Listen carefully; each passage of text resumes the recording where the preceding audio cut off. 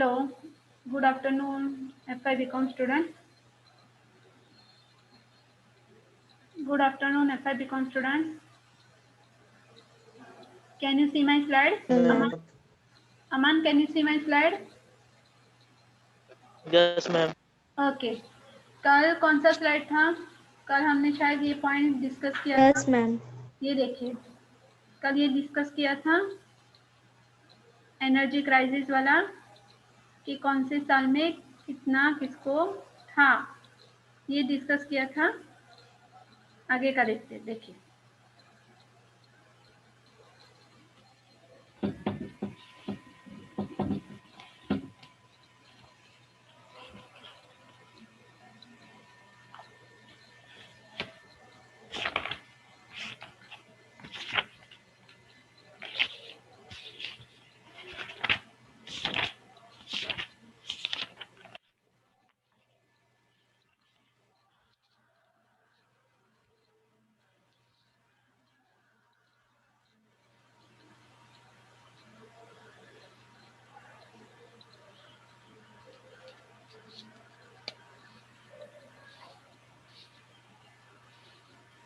ये कल मैंने डिस्कस किया था, है राइट? हाफ डजन वॉर्स वगैरह। Yes ma'am. ओके, आगे का पढ़ लेते हैं।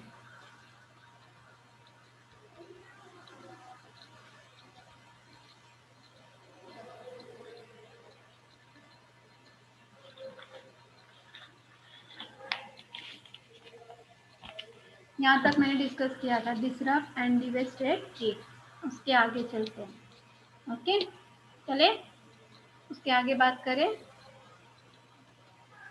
Okay, US has always focused on the establishing its control over the hydrocarbon resources. Already half of its supplies come from the importance, and that too are expected to reach two-thirds by 2020. So यहाँ पे क्या बताया गया है कि US है, जो United state है, तो वो ज़्यादा से ज़्यादा वो अपना कंट्रोल कहाँ पे जमाता है कि हाइड्रोकार्बन रिसोर्सेज है उस पर अपना कंट्रोल जमाता है, कि जिससे फॉर एग्जांपल वो इंपोर्ट करता है या एक्सपोर्ट करता है। Already half of its supplies come from the imports, means वो मंगवाता है, and that too are expected to reach two third by 2020। तो उसकी वजह से उसका जो इस्तेमाल है वो सबसे ज़्यादा यूएस कर रहा है। तो उसकी वजह से क्या कर रहा है, उसकी वजह से क्या हो रहा है कि जो उसका जो टू-थर्ड पार्ट है वो 2020 तक क्या हो जाएगा, ख़त्म हो जाएगा, या उसका उतना पहुंच चुका है। For this oil becomes a crucial element in the international politics. Conflicts led by the US in Afghanistan, Iraq, and its presence in the Philippines, etc., are the part of global geopolitics related to control of oil, which is crucial for American and the European countries. तो America और Europe में oil जब सबसे ज़्यादा मंगवाया जाता है, तो उसकी वजह से क्या होता है कि अभी जहाँ पे ऑयल प्रोडक्शन है, ऑयल प्रोडक्शन कंट्रीज है, कि फॉर एग्जांपल अरेबिया है, फिर ईरान है, फिर इराक है। तो यहाँ पे ये जो वो जियोपॉलिटिक्स या ग्लोबल जियोपॉलिटिक्स कंट्रीज है, क्योंकि वहाँ पे ऑयल पैदा होता है, ऑयल प्रोडक्शन होता है, और ये वहाँ पे उनको भेजते नहीं है, जैसे हमने कल देखा था, या उसका सप्लाई थोड़े से कम देते। तो उसकी वजह से क्या हो रहा है, ऑयल से लेके क्या हो रहा है, कॉन्फ्लिक्ट पैदा हो रहे हैं। Do understand? Do yes ma'am. Understand? Okay, कोई पॉइंट समझ में नहीं आए, ईबीएस का है, समझ में नहीं है तो आप वहाँ पे मुझे बोल सकते हैं मैडम फिर से समझाओ। ओके, यस आगे मैम। का पॉइंट देखते हैं।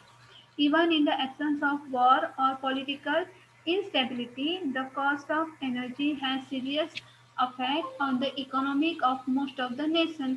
तो उसको क्या बताया गया है कि जब युद्ध की बात आती है या पॉलिटिकल इंस्टेबिलिटी होती है, तो उसकी सीरियस इम्पैक्ट कहाँ पे दिखाई देती है, इकोनॉमिक पे दिखाई देती है। जैसे मैंने आपको कल बताया था कि अगर युद्ध लड़ना है तो युद्ध के लिए जो वेपन्स चाहिए, जो हथियार चाहिए, जो गोला बारूद वगैरह सब कुछ चाहिए, तो उसके लिए भी पैसा खर्च करना पड़ता है ना, उसके लिए भी पैसा खर्च करना पड़ता है। उतना यस जब मैम। मिलिट्री होता है तो उनके लिए भी, उनकी देखभाल के लिए भी उतना पैसा खर्च करना पड़ता है। तो वही बात होती है कि उसकी डायरेक्टली इम्पैक्ट हमें कहाँ पे दिखाई देती है, उसकी इकोनॉमिक पे दिखाई देती है। इन मैनी, आगे देखते हैं, in many developing countries the price of fossil energy is so high that the people can not afford this fuels. कि कभी कभी जो हम फॉसिल फ्यूल्स की बात करते हैं कि फॉर एग्जांपल ऑयल हो, नेचुरल गैस हो या कोल हो या कुछ भी हो, तो उसकी हाई रेट इतनी होती है कि उसकी वजह से कुछ लोग उसको खरीद नहीं पाते।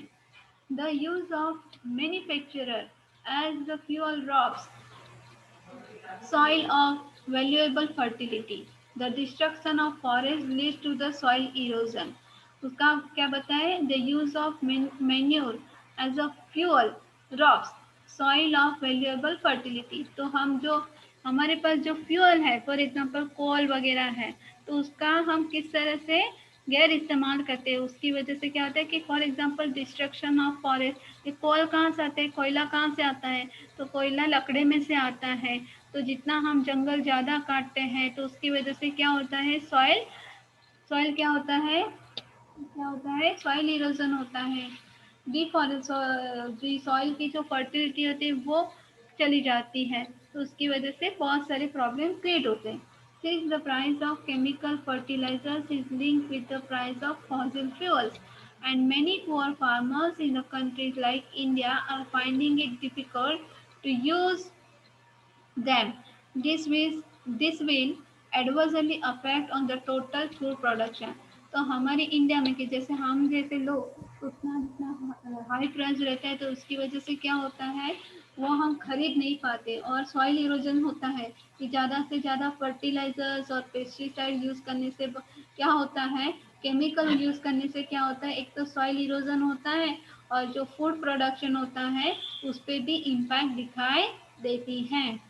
समझ में आ रहा है, हाँ समझ मैम। में आ रहा है कि जितना हाँ ज़्यादा, मैम। जैसा फॉर एग्जांपल जैसे फॉसिल फ्यूल्स होता है, मैम। ओके, कि कुछ हमने अभी देखा कि कुछ जो फॉसिल फ्यूल्स है उसका इतना हाई रेट होता है, या उसका फॉर एग्जांपल कभी कभी केमिकल इस्तेमाल करने के लिए फर्टिलाइजर इस्तेमाल करें उसका भी बहुत हाई रेट रहता है। अगर इस्तेमाल नहीं किया तो जैसे हम बोलते हैं कि अनाज में जैसे कीड़े लग जाते हैं ना, क्रॉप में जैसे कीड़े लग जाते हैं, एक तो वो उस तरह से वो ऑलरेडी आधा खराब हो जाता है। अगर केमिकल नहीं इस्तेमाल किया तो वो पूरा का पूरा खराब हो जाएगा। केमिकल इस्तेमाल किया तो भी नुकसान है, केमिकल नहीं इस्तेमाल किया तो भी नुकसान होता है। समझ में आया, समझ यस में मैम। आया, ओके। आगे का पॉइंट देखते हैं। The yes ma'am. economic situation in the developing countries too is not very happy. The traditionally the productivity and economic growth have been associated with a high energy consumption. तो जो productivity है और जो हम बोलते हैं कि प्रोडक्टिविटी और इकोनॉमिक जो ग्रोथ है तो किससे जुड़ा हुआ है, एनर्जी से जुड़ा है कि हम किस तरह से उसका एनर्जी का इस्तेमाल करते हैं। Restraining energy growth means restraining the growth of jobs, कि जितना बच गया है तो उसके लिए क्या होगा, रिस्ट्रेनिंग एनर्जी की जितने एनर्जी बच जाती है तो उससे क्या होता है, और जॉब्स के लिए उसको चांस मिल जाता है। इट मीन्स अनएम्प्लॉयमेंट, कि फॉर एग्जाम्पल उसका क्या मतलब होगा कि सबसे ज़्यादा जब एनर्जी ख़त्म हो जाएगा, इस्तेमाल हो जाएगा, तो अगले फ्यूचर के लिए या अगली जनरेशन के लिए उसमें कुछ भी नहीं बचने वाला। तो फिर क्या होता है कि अनएम्प्लॉयमेंट आ जाता है। समझ में आ रहा है या नहीं आ रहा है? मैम फिर से समझाइए ये पॉइंट। हाँ, एक मिनट, उसमें क्या बताए देखिए यहाँ पे, restraining energy growth means, restraining means बचा हुआ, restraining energy growth means restraining growth of jobs. Restraining उसका मतलब क्या होता है, देखिए अपने मोबाइल में देखिए, रिस्ट्रेनिंग का मतलब क्या होता है, देखिए आप देख सकते हैं रिस्ट्रेनिंग का मतलब क्या होता है।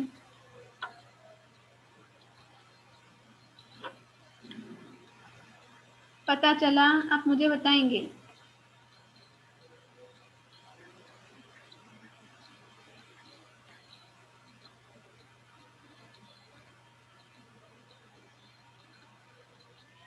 रिस्ट्रेनिंग मीन्स टू प्रिवेंट, मैंने जैसा अभी आपको बोला, रिस्ट्रेनिंग मीन्स बचा हुआ, restraining growth means restraining the growth of energy, जितना बचेगा उतना अगले जनरेशन के लिए बचेगा। फॉर एग्जाम्पल मैंने आपको बताया कि फॉर एग्जाम्पल पानी, ओके, हम पानी का ठीक से इस्तेमाल नहीं करेंगे। फॉर एग्जाम्पल हमारे यहाँ पे एक दिन के बाद पानी आता है, एम आई राइट? हमारी दापोली में कई कई जगह पे एक दिन के बाद पानी आता है कि नहीं आता है?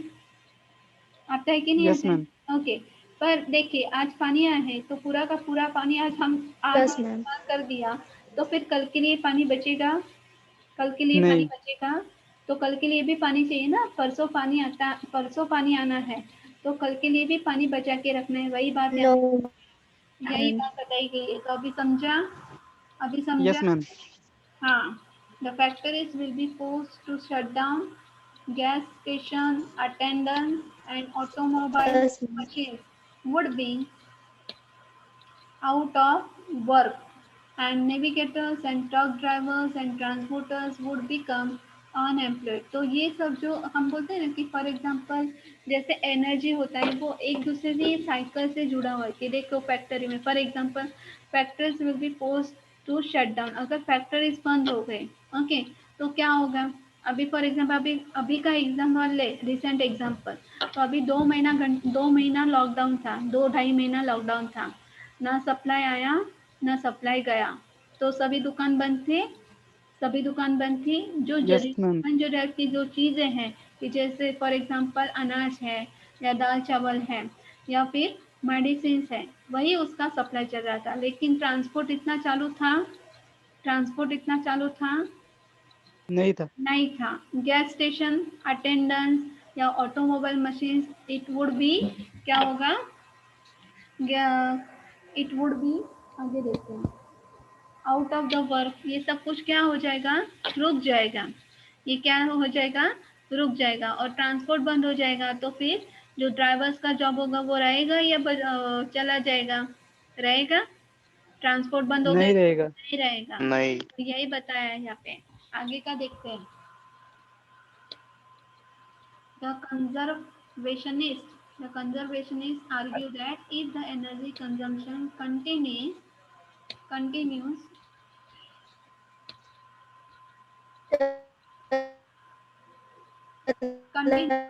to grow until suddenly serious oil or coal shortage develops, the economic will collapse disastrously। तो यहीं पे वही बात होती है कि जितना ज़्यादा हम इस्तेमाल करें तो इसका इकोनॉमिक कैसा हो जाएगा? डाउन हो जाएगा। तो क्योंकि उसके लिए भी पैसे चुकाने पड़ते हैं, समझा? उसके लिए यस भी मैम। पैसे चुकाने पड़ते हैं। ओके, आगे देखते हैं। Looking ahead to the next generation, looking beyond, ये एक्चुअली ऐसा है, देखिए, पर आपको दिखता है ठीक से? दिखता है ठीक से? यस मैम देख रहे हैं। Okay. Yes ma'am. Looking ahead to the next generation and looking beyond, and the final decline of the oil, slower decline of the coal reservoirs are virtually certain. The renewable resources like water, wind, waves, biogas, nuclear energy will be only the energy alternatives for the world। तो जब हम next generation की बात करते हैं या future की बात करते हैं, तो जितना ज़्यादा हम ऑयल इस्तेमाल करेंगे, कोल इस्तेमाल करेंगे, तो उसकी वजह से क्या हो जाएगा? प्रॉब्लम क्रिएट हो जाएगा। क्योंकि ऑयल को लेकर सभी जगह युद्ध हो रहा है ना, वॉर चल रहा है कि नहीं, थोड़ा सा प्रॉब्लम यस मैम। क्राइसिस हो रहा है कि, तो यस मैम। उसका ज़्यादा से ज़्यादा इस्तेमाल करने से क्या होगा? नेक्स्ट जनरेशन के नहीं बचेगा, और हमको क्या इस्तेमाल करने पड़ेगा? The renewable resources like water है, विंड है, सी वेव्स है, बायोगैस है और न्यूक्लियर एनर्जी है। तो उसका हमें कोल और ऑयल की जगह ये इस्तेमाल करना पड़ेगा। अभी समझा? समझा? यस और नो? यस और नो? Yes ma'am. नहीं समझा? समझा कि नहीं समझा? Yes ma'am. Yes ma'am. Okay, आगे का देखते हैं। Common cause behind energy crisis, उसके जनरल रीजन क्या है, तो हम देखने वाले। तो सबसे पहले over dependence on the conventional sources of energy, particularly hydrocarbon based fuel. तो हाइड्रोकार्बन उसका मतलब क्या हुआ? पेट्रोल। तो सबसे ज़्यादा जब हम एनर्जी इस्तेमाल करते हैं वो कौन सा है? पेट्रोल है। कि फॉर एग्जांपल गाड़ी में, ट्रांसपोर्टेशन में, सब जगह पेट्रोल का इस्तेमाल ज़्यादा होता है। समझ में आया? यस और नो? ये सिंपल पॉइंट है, आपको जल्दी से समझ में आएगा। यस और नो? यस मैम, आगे समझ में। Okay.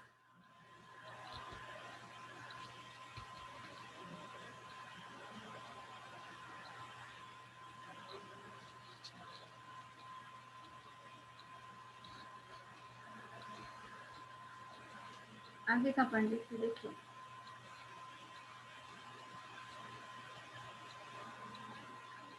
The natural oil and gas shortage due to the war or other political disturbances. तो नेचुरल ऑयल होगा और जो गैस है उसकी वजह से वॉर क्रिएट हो सकता है। Then next point is market failure is possible when monopoly manipulation of market occurs. Market कब फेलियर होता है? कि जब उसका मोनोपोली मैनिपुलेट, उसको चेंज किया जाता है। समझ में नहीं आया होगा शायद। मार्केट कब फेलियर होता है?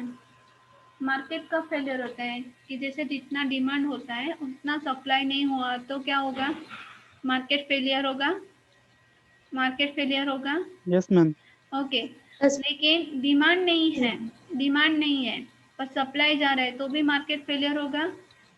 डिमांड नहीं है, मार्केट में सप्लाई जा रहा है। फॉर एग्जांपल अभी हम हाँ जो मैम। हम फॉर एग्जाम्पल अभी हमारी दिवाली आ रही है। ओके, दिवाली में हम दिए जलाते हैं। ओके, दिए जलाते हैं। तो दिए जलाने के लिए उसका जो फॉर एग्जाम्पल उसका डिमांड ज़्यादा होगा, दियो का दियो जो इसे हर एक प्रकार के अलग डिज़ाइन के दिए मिलते हैं तो उसका जो प्रोडक्शन ज़्यादा होगा लेकिन उसको कोई लेने वाला ही नहीं होगा तो क्या होगा? मार्केट फेल हो जाएगा ना। मार्केट फेल हो जाएगा कि नहीं हो जाएगा? यस मैम, फेल हो जाएगा। फेल हो जाएगा। कुछ लोग ऐसे हैं कि क्यों दिए जलाएं, मोमबत्ती जलाते हैं। दिए लेने की क्या जरूरत है? क्योंकि उसका प्राइस ज़्यादा है। फॉर एग्जाम्पल अभी जो नई नई डिज़ाइन वाले आते हैं तो उसका तो 50 में कितना आता है पता है आपको? 50 में 2 सेट आता है, ये 40 में 2 सेट आता है। 2 ही दिए आते हैं, डिज़ाइन वाले आते हैं ना वो, आपको शायद पता होगा, आपने देखा होगा, डिज़ाइन वाले आते हैं, हाँ कलरफुल यस आते मैम। हैं। तो वो 40 में 2 आते हैं। और जैसे हम मिट्टी का दिया लेने जाए तो कितने के आता है? आपने खरीदे होंगे तो आपको शायद पता होगा। उसका प्राइस कैसा होता है? उसका प्राइस कैसा होता है?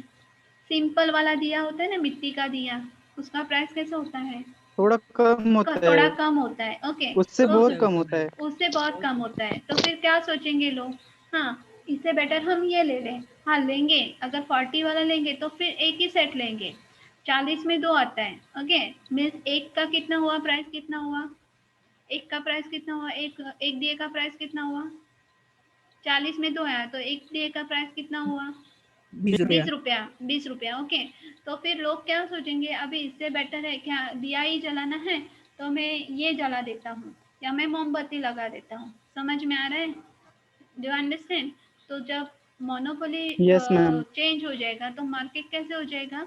फेल हो जाएगा। समझा? समझा? आगे का देखिए। Yes ma'am. The crisis can yes ma'am develop due to industrial action like union organized strike, the government embargoes. Okay, the अभी प्रॉब्लम कभी क्रिएट होता है कि फॉर एग्जांपल इंडस्ट्रियल एक्शन, कि फॉर एग्जांपल इंडस्ट्री में, फैक्ट्री में काम करने वाले, कि जब जो मजदूर लोग होते हैं तो वो स्ट्राइक पे उतर गए तो काम होगा आगे इंडस्ट्री में? हड़ताल पे उतर गए तो काम होगा? नहीं होगा। नहीं होगा। ओके, दूसरा होता है कि फॉर एग्जांपल नहीं गवर्नमेंट एम्बार्गो, नहीं होगा। होगा। गवर्नमेंट एम्बार्गोस मीन्स गवर्नमेंट का भी उसमें थोड़ा सा, फॉर एग्जांपल जैसा भी फैक्ट्री होता है कि फॉर एग्जांपल प्राइवेट का होता है कि जैसे हम बोलते हैं प्राइवेटाइजेशन, तो उसका जो हम बोलते हैं कि उसका पूरा कंट्रोल अपने हाथ में होता है। और जब हम गवर्नमेंट की बात करते हैं तो गवर्नमेंट के जो अंडर सेक्टर आता है तो उसमें गवर्नमेंट का हाथ होता है तो उसको गवर्नमेंट को भी कुछ देना पड़ता है। और गवर्नमेंट ने कुछ ऐसी स्कीम निकाली कि जिसकी वजह से प्रॉब्लम क्रिएट होते हैं। या आप इकोनॉमिक्स में पढ़ते होंगे, समझ में आ रहा है ना? इकोनॉमिक्स में आप पढ़ते यस होंगे। मैम। ओके, आगे देखते हैं over consumption Yes, ma'am. and aging infrastructure, choke point disruption or bottlenecks at the refineries and the port facilities also restrict the fuel supply. तो ओवर कंजम्पशन ज़्यादा से ज़्यादा इस्तेमाल करना, फिर एजिंग इंफ्रास्ट्रक्चर कि इंफ्रास्ट्रक्चर को लेके ज़्यादा से ज़्यादा फॉर एग्जांपल ज़मीन है, ओके, तो फॉर एग्जांपल कुछ ज़मीन ऐसा हम नहीं सोचते कि कुछ ज़मीन पे रहने दो, जंगल ही है वहाँ पे ठीक है, लेकिन ज़्यादा से ज़्यादा हम क्या करते हैं, इंसान क्या करते हैं, वहाँ पे बिल्डिंग बनाते हैं, मॉल बनाते हैं और और बनाते हैं। तो उसकी वजह से क्या होता है, जो ज़मीन बचेगा पेड़ पौधे बचेंगे, पेड़ पौधे बचेंगे कि नहीं बचेंगे, नहीं। नहीं बचेंगे। ओके, तीसरा होता है कि चॉक पॉइंट नहीं। डिस्ट्रक्शन और the bottlenecks at the oil refineries कि जो ऑयल रिफाइनरीज है कि जहाँ पे ऑयल प्रोडक्शन हमको मिलता है वो रिफाइनरीज में कि उसको रिफाइन करके जैसे ऑयल मिलता है कि फॉर एग्जांपल ज़मीन में से कोई भी चीज़ हमको मिलती है तो उसको उसके बाद उसका जो रिफाइन किया जाता है उसको उसके बाद उसको छाना जाता है, उसके बाद अगर उसमें कुछ प्रॉब्लम आ गई कि फॉर एग्जांपल मशीन बंद हो गई तो फिर ऑयल का आगे का काम होगा, ऑयल का आगे का काम होगा, ऑयल को जो रिफाइन करने वाला वो मशीन ही बंद हो गया नहीं तो होगा। वो आगे का काम होगा नहीं नहीं होगा। होगा। ओके, एंड पोर्ट फैसिलिटीज नहीं और होगा। पोर्ट फैसिलिटीज मीन्स ट्रांसपोर्ट का काम। फॉर एग्जांपल नहीं। हम बोलते हैं कि जैसे बड़ी बड़ी शिप होती है ना कि फॉर एग्जांपल ऑयल पहुंचाने के एक जगह से दूसरी जगह ऑयल पहुंचाया जाता है, पोर्ट में बंदर हम बोलते हैं ना, जो कि फॉर एग्जांपल हरने वगैरह है उसको हम पोर्ट फैसिलिटीज बोलते हैं। अगर ये बंद हो गए, ओके, उन्होंने रिस्ट्रिक्ट कर दिया कि अभी ये सप्लाई नहीं करना है तो फिर आगे वो ऑयल आया होगा तो भी जाएगा क्या आगे, जाएगा नहीं जाएगा। नहीं जाएगा। तो ये सब कुछ प्रॉब्लम क्रिएट होता है। आगे का देखते हैं, द नहीं crisis could possibly emerge after नहीं जाएगा। a crisis could possibly emerge after infrastructure damage such as damage to pipeline कि जैसे इंफ्रास्ट्रक्चर बनाया जाता है, ओके, तो इंफ्रास्ट्रक्चर बनाते टाइम कि कभी कभी ऐसे प्रॉब्लम हो सकते हैं कि फॉर एग्जांपल पाइपलाइन डैमेज हो गया या पाइपलाइन टूट गया तो हमको मिलेगा, पाइपलाइन टूट नहीं गया मिलेगा। नहीं मिलेगा, तो उसकी वजह से वो प्रॉब्लम आते हैं। आगे का पॉइंट देखने में आपको समझ में आएगा। ये देखिए,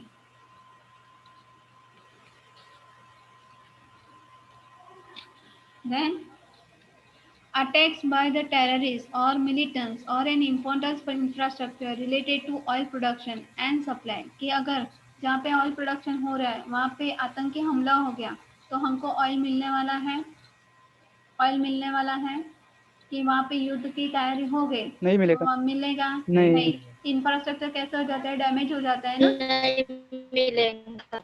इंफ्रास्ट्रक्चर कैसे हो जाता है, डैमेज हो जाता है, एम आई राइट। आतंकी हमले यस में या मैम। युद्ध की बात करें जब गोलियां चलती है तो इंफ्रास्ट्रक्चर कैसे हो जाता है, डैमेज हो यस जाता है, मैम। तो उसका सप्लाई रुक जाता है, डैमेज हो जाता है। डैमेज हो जाता है। आगे का डैमेज हो पॉइंट, जाता है। आगे का पॉइंट देखें, political events for example when government change due to regime change or monarchy collapse, militant occupation, the coup may disrupt the oil and gas production and create the shortage।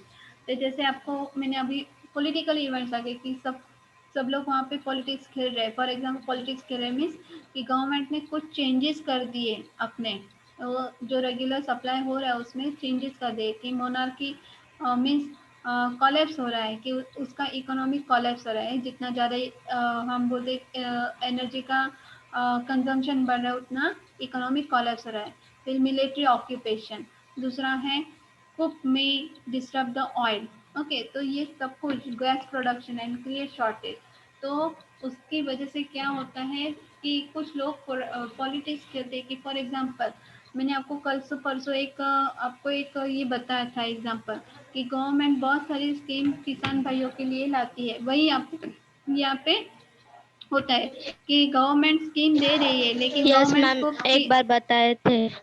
हाँ, government कुछ scheme दे रही है फिर भी उसमें कुछ shortage आ जाती है तो जिसकी वजह से उसको क्या करना पड़ता है, टैक्स बना उसका क्या करना पड़ता है, दाम बढ़ाना पड़ता है। फॉर एग्जांपल हम जैसे नॉर्मल आदमी या फॉर एग्जांपल आम इंसान या आम आदमी कि फॉर एग्जांपल हर एक का जितना कैपेसिटी होता है उतना इसका टैक्स भरना पड़ता है, एम आई राइट? उसको इतना टैक्स यस भरना पड़ता है। अगर कुछ लोग टैक्स नहीं भरते तो उसकी वजह से क्या होता है? टैक्स नहीं भरते तो उसकी वजह से क्या होता है? ब्लैक मनी हो जाता है, वो यस मैम। ब्लैक मनी हो मैम, यस जाता है, मैम, ब्लैक मनी हो ब्लैक जाता यस मनी हो जाता है। मैम। और कि अपने बहुत सारी प्रॉपर्टी है लेकिन आप उसका टाइम पे टैक्स नहीं भरते तो फिर गवर्नमेंट के पास पैसा रहेगा? गवर्नमेंट के पास पैसा रहेगा? नहीं रहेगा ना? नहीं रहेगा, तो नहीं फिर रहेगा। गवर्नमेंट को पैसा क्या, हर एक जो चीज होती है उस पर क्या करना पड़ता है? पैसा बढ़ाना पड़ता है, दाम बढ़ाना पड़ता है। उसकी वजह से उसके पास पैसे आते हैं, क्योंकि हम लोग ठीक से जो लोग टैक्स नहीं भरते उसकी वजह से कुछ ना कुछ प्रॉब्लम क्रिएट हो जाती है। ओके, समझ में आया? समझ में आया? Yes ma'am. Okay, yes ma'am. Yes ma'am. आगे का पॉइंट देखते हैं। Social and yes ma'am. Economics effect. The macroeconomic implication of supply shock induced energy crises are larger because energy is the resources used to exploit all other resources. When energy markets fail and energy shortage develops, electricity consumer may experience intentionally engineered rolling blackouts during the period of insufficient supply or unexpected power outages regardless to the cause। कि अभी जब हम energy की बात करते हैं तो उसका सोशल और इकोनॉमिक इफेक्ट हमें कहाँ कैसे दिखाई देता है, तो आपको ये बारी बारी अभी मैं बताऊंगी नहीं, पर आपको समझ में आ रहा है कि macro economic implication of supply shock induce crisis are large. Okay, कि यहाँ पे एक इलेक्ट्रिसिटी का यहाँ पे एग्जांपल दिया है कि जितना ज़्यादा इलेक्ट्रिक पावर इस्तेमाल होता है उतना इलेक्ट्रिसिटी ज़्यादा खर्च होता है। Am I right? इलेक्ट्रिसिटी खर्च होता है कि नहीं होता है? Yes ma'am. फॉर एग्जांपल कि yes ma'am. For example electric जैसे अभी हम बोलते हैं कि जितना ज़्यादा हम लाइट जलाते हैं तो उतना लाइट बिल कैसे आता है? लाइट जितना ज़्यादा जलाते हैं, कोई भी चीज़ ज्यादा इस्तेमाल आता करते हैं, है, ज़्यादा आता है। ज्यादा आता है, ज्यादा। कम इस्तेमाल करते हैं तो क्या होता है? कम आता है। ओके, कम आता है। फॉर एग्जांपल गर्मी में फैन, एसी ये ज़्यादा चलता है। ओके, बिल ज्यादा आता है। बिल ज़्यादा आता है, लेकिन ठंडी में उसका बिल कम आता कम है ना? आता है। कम आता है। Okay, so some of the important impacts of the energy crisis हाँ। are, यहाँ पे देखें, यहाँ पे है for example first point, shortage of fuel and black marketing oil products. तो कभी कभी ऐसा हो जाता है कि उसकी शॉर्टेज हो जाती है, और black marketing of oil products उसका ब्लैक मनी में हम बोलते हैं ट्रांसफ़र हो जाता है। कि फॉर एग्जांपल ऑयल है, ओके, तो उसका सप्लाई शॉर्टेज है तो उसका डबल भाव या डबल दाम देके उसको खरीदना पड़ता है। समझ में आ रहा है? समझ में आ रहा है यस मैम। कि नहीं समझ में आया? जैसे मैंने अभी आपको बताया कि गवर्नमेंट के पास शॉर्टेज आती है यस मैम। जब टैक्स नहीं दिया जाता है, उसके पास पर्याप्त पैसा नहीं होता है, तो गवर्नमेंट को हर एक चीज़ का दाम क्या करना पड़ता है? दुगना करना पड़ता है, बढ़ाना पड़ता है। दूसरा है high rise in the prices of petrol, diesel, kerosene and domestic gas. तो देखिए कि फॉर एग्जांपल हम केरोसिन की बात करें, अभी तो शायद केरोसिन हमको दिखाई भी नहीं देता है। दिखाई देता है कि जैसे पहले दिखाई देता था केरोसिन, तो अभी मिलता है केरोसिन? देखिए, आप कभी राशन की दुकान पे जाइए, आपको रेयरली आपको केरोसिन मिलेगा। कि फॉर एग्जांपल आपको पूछा जाएगा आपके घर पे क्या है, हम बोलते हैं फॉर एग्जांपल हम अभी क्या इस्तेमाल करें, गैस इस्तेमाल करें ना, गैस बॉटल इस्तेमाल करें, तो आपको यस पूछा मैम। जाएगा कि केरोसिन आपको क्यों चाहिए? कि जो गरीबी रेखा के अभी तो हम गैस जिनके घर गैस होता है उनको तो केरोसिन नहीं दिया जाता। केरोसिन नहीं दिया जाता, वही बात हो गई, तो उसका दाम बढ़ जाता है। Rise in the cost of transport and so overall prizes of the foods and commodities. तो अभी ये जब चीज़ें हमारे घर पे आती हैं, ओके, फॉर एग्जांपल कि पेट्रोल वगैरह आता है या कुछ भी आता है, उसका जो ट्रांसपोर्ट होता है तो ट्रांसपोर्ट का भी वो खर्चा लगाते हैं। कोई भी जो, जैसे मैंने आपको पिछली बार कि आपने कुछ चीज़ें मंगवाई तो उसका ट्रांसपोर्टेशन का भी वो खर्चा लगाते हैं। That increase in poverty as more burden of price, increase of poverty, more burden of price rise will be low income groups। तो इसकी वजह से प्राइस बढ़ने की वजह से क्या होता है कि हर जगह क्या हो जाता है, सब कुछ बढ़ जाता है, महंगाई बढ़ चुकी है, तो उसकी वजह से क्या होता है, यहाँ पे गरीबी दिखाई देती है। और इसकी वजह से क्या होता है, इनकम जो होता है वो कैसा हो जाता है, कम हो जाता है। गरीबी बढ़ रही है, खर्चे बढ़ रही है, तो जो स्टैंडर्ड ऑफ लिविंग है वो कैसा हो जाएगा, डाउन हो जाएगा। स्टैंडर्ड ऑफ लिविंग है वो कैसा हो जाएगा, डाउन हो जाएगा। ओके, हम एक सिंपल से एग्जांपल लें कि जैसे फॉर एग्जांपल कि आप जब छोटे थे तो आप जब कौन सी भी पेंसिल का इस्तेमाल करते थे या पेन का इस्तेमाल करते थे तो कितना सस्ता था, आपने कभी सोचा? बहुत सस्ता था। हाँ पेंसिल, मैम। पेन, इरेजर, कुछ भी, कंपास बॉक्स वगैरह, कि जितना आप अभी इतना खर्चा करते कि फॉर एग्जांपल आप अभी 1,500 लेके मार्केट में जा रहे हैं। ओके, तो 1,500 में सिर्फ आपका स्कूल बैग आ सकता है, बैग जो आप इस्तेमाल कर रहे हैं वो। ओके, कैरी बैग बोलते हैं उसको हम, अच्छा वाला लेने जाए तो पहले जब आप 1,500 लेके जाएंगे, ओके, पहले जब आप 1,500 लेके जाते थे तो पूरा का पूरा सामान आ जाता था ना, पूरा का यस पूरा मैम, सामान आ जाता था ना, कि पूरा बुक्स दो भी साल आ का पूरा जाता, आ जाता था। हाँ, पूरा बुक्स भी आ जाता था, उसके कवर भी आ जाते थे, सब कुछ मीन्स पेंसिल इरेजर जितना चाहिए डबल डबल आता था। पेंसिल के आप अभी एक बॉक्स लाए हैं तो वहाँ पे आप 2-3 बॉक्स ला के रखते थे एक्स्ट्रा, कि कभी भी पेंसिल की ज़रूरत पड़ सकती है। तो वैसा अभी क्या हो रहा है, प्राइस बढ़ रहा है, गरीबी बढ़ रही है, स्टैंडर्ड ऑफ लिविंग कैसा हो रहा है, अभी हम कैसे चल रहे हैं, ठीक है, अभी जो है उसमें चलते, अभी जो है उसमें चलेगा, ठीक है, ऐसा ऐसा ही सोच रहे हैं ना हम लोग, ऐसा ही सोच रहे यस हैं मैम। ना। ओके, आगे का देखते हैं। The dangers Yes, ma'am. Of frequent power cuts and blackouts. तो डेंजर्स ऑफ फ्रीक्वेंट पावर्स, उसका मतलब क्या हुआ, dangers of frequent power cuts और ब्लैकआउट्स। तो कभी कभी क्या होता है, danger powers of cuts, frequent power और कट्स और ब्लॉकआउट्स मीन्स, फॉर एग्जांपल बिजली, फॉर एग्जांपल बिजली, हमारे यहाँ पे बिजली बहुत बार जाती है, मंडे को तो बिजली होती ही नहीं है, am I right? Yes ma'am. Yes, ma'am. तो Yes, क्या करते ma'am. हैं, पावर कट कर देते हैं। ओके, तो इसकी वजह से पावर कट कर देते हैं। दूसरा है burden on poor countries as they will pay more towards import of the natural oil. कि जब हम गरीब देश की बात करते हैं तो उनको नेचुरल ऑयल मिलने उनको चाहिए तो उनको डबल पैसा देना पड़ता है। Unfavourable trade as import will overtake the export. Unfavourable trade, unfavourable trade मतलब क्या, ये इकोनॉमिक्स में आता है आपके सब पॉइंट, क्या बोलते हैं उसको, unfavourable trade as import will overtake the export. उसका मतलब क्या हुआ, इम्पोर्ट मीन्स क्या, इम्पोर्ट मीन्स क्या, मंगवाना या चीजें देना, भेजना, आयात मंगवाना। आयात मंगवाना, आयात। ओके, अनफेवरेबल ट्रेड कि जो जरूरत नहीं है उसको हम मंगवाते हैं तो उसकी वजह से क्या हो जाता है, उसकी वजह से क्या होता है, unfavourable trade is import will overtake the export. उसका मतलब क्या हुआ, आप मुझे एक्सप्लेन करेंगे, ये पॉइंट आपके इकोनॉमिक्स में बहुत अच्छी तरह से आपने पढ़े होंगे, क्या होता है उसका मतलब, क्या होता है उसका मतलब,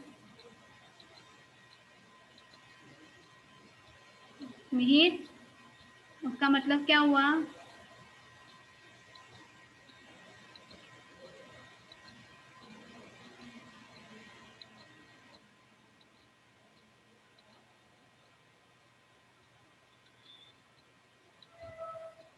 क्या होता है उसका मतलब, क्या होता है, समझा कि, अनफेवरेबल ट्रेड जब हम ज्यादा इंपोर्ट करते तो वो एक्सपोर्ट को भी ओवरटेक कर देता है।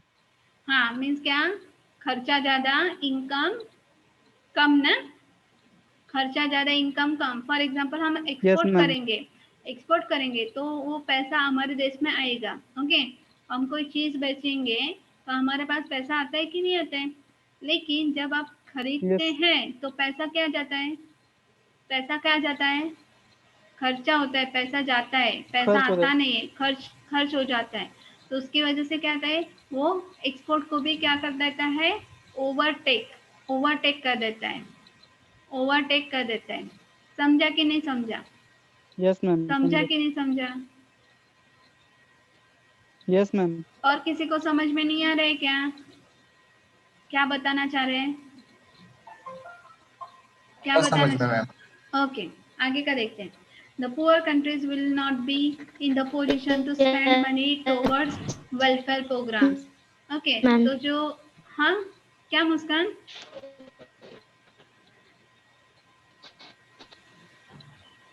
The poor countries will not be in the position to spend money towards the welfare programs. तो अभी जब हर जगह जैसे हर कंट्री में वेलफेयर प्रोग्राम्स होते हैं तो उसके लिए उतना स्ट्रॉन्ग इकोनॉमिक भी चाहिए कि फॉर एग्जांपल कोई प्रोग्राम हेल्ड हो रहा है तो उसके लिए बजट भी होना चाहिए। तो जो गरीब देश होते हैं तो वहाँ पे वो इतना एफर्ट नहीं कर सकते कि हाँ अभी वो वेलफेयर प्रोग्राम्स अटेंड कर सकें या उतना पैसा खर्चा कर सके और पैसा खर्चा करने के बाद लोगों को अवेयर कर सके। समझ में आ रहा है? समझ में आ रहा है? हाँ मैम यस मैम। ओके, आगे का पॉइंट देखते हैं।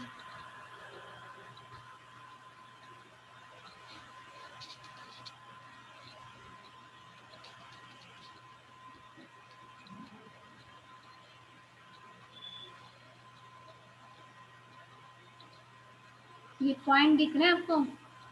ये पिक्चर दिख रहा है? आप पिक्चर ध्यान से देखिए। Yes ma'am. ये पिक्चर आप ध्यान से देखिए, आपको समझ में आएगा। मैं पिक्चर एक सेकेंड के लिए दिखा रही हूँ आपको। इससे आपको क्या समझ में आया मुझे बताइए। इससे हमें क्या समझ में आ रहा है आपको? क्या क्या दिखाई देता है आपको? पिक्चर से आप क्या समझे बताइए।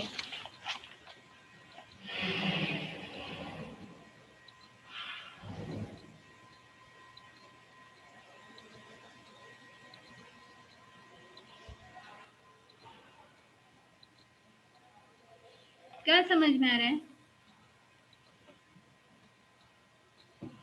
है या सो गए सब? मेरे 18 बच्चे हैं या सो गए सब? यस मैम है। कुछ ही लोग मुझे तो यहाँ पे हैं ऐसा दिखाई देते हैं, बाकी के तो सब सो रहे हैं, मोबाइल साइड में रख के सो रहे होंगे। ये पिक्चर देखा, यहाँ पे ये लेडी दिखाई देती है, यस मैम। ये पेट्रोल की गाड़ी दिखाई दे रही है यहाँ पे, यस वहां मैम। से पाइप लगा हुआ है ये दिखाई दे रहा है। Am I right? तो अभी यस उसका मैम। ये देखिए यहाँ पे क्या लिखा है, होम। ओके, फिर यहाँ पे दिखा है हीटिंग, फिर यहाँ पे दिखा है ऑयल और उसका लास्ट में क्या लिखा है, प्राइस। प्राइजेस, प्राइजेस बरोबर। तो ये सब मिला के इंसान क्या हो रहा है, इंसान क्या हो रहा है, जकड़ा जा रहा है। जकड़ा जा रहा है, दब गया है। ओके, सब पर बस चीज़ें तो चाहिए लेकिन उसका दाम भी दाम बहुत है। हाँ, उसकी प्रॉब्लम्स भी हो रही हैं, तो उसकी वजह से क्या हो रहा है कि चाहिए भी और नहीं भी चाहिए। तो उसकी वजह से क्या है, वो कंफ्यूज भी है और नहीं इस्तेमाल किया तो वो भी नहीं चलेगा, इस्तेमाल किया तो वो उसका जो परिणाम है उसको भुगतने के लिए वो रेडी रहेगा। ये समझ में आ रहा है? Yes ma'am. ओके, तो यहाँ Yes, तक ma'am. रुकते हैं, यहाँ तक रुकते हैं, ठीक है? कल कंटिन्यू करते ओके मैम। हैं। Okay okay ma'am. Okay. Ma'am attendance sheet भेजते हैं अटेंडेंस। अटेंडेंस लगाने के लिए इतने अस्पताल है, सच्चे में सही में अटेंडेंस जो आपकी मेंटली हम बोलते हैं ना कि मेंटली हम जितना प्रिपेयर रहते हैं लेक्चर के लिए, क्या समझ में आ रहा है क्या नहीं, उसको तो मैं अटेंडेंस की तौर से लिखूंगी। अटेंडेंस भेजती हूँ मैं आपको।